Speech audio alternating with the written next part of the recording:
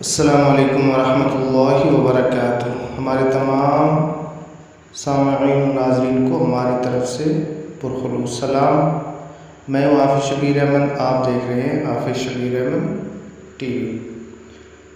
آج ہم ذکر کریں گے اللہ تعالیٰ کے برگزیدہ نبی حضرت یحییٰ علیہ السلام کا۔ حضرت یحییٰ علیہ السلام حضرت زکریا علیہ السلام کے بیٹے تھے۔ جب وہ پیدا ہوئی اس وقت حضرت زکریا علیہ السلام بوڑھے ہو چکے تھے۔ اس سے پہلے حضرت زکریا علیہ السلام کا کوئی بیٹا نہیں تھا۔ انہوں نے دعا کی تھی اور اللہ کی طرف سے انہیں حضرت یحییٰ علیہ السلام کی خوشخبری ملی تھی۔ حضرت یحییٰ علیہ السلام بہت ہی نرم دل تھے۔ وہ کبھی کسی کا دل نہ دکھاتے۔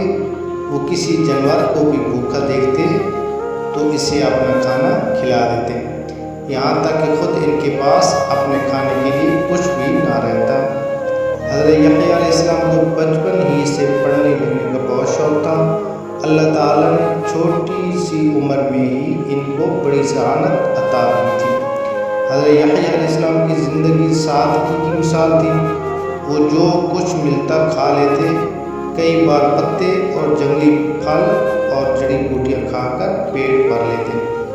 اللہ تعالیٰ نے حضرت یحییٰ علیہ السلام کو اپنا نبی چنا تو وہ عام لوگوں کو اللہ کے احکامات سکھاتے اور وہ سمجھاتے کہ اے لوگوں، اللہ کا ہر حکم مانو اور غریبوں کے ساتھ بھلائی سے پیش آؤ، ہمیشہ سچ بولو اور دوسروں کو بھی نیکی کرنے کا کہو۔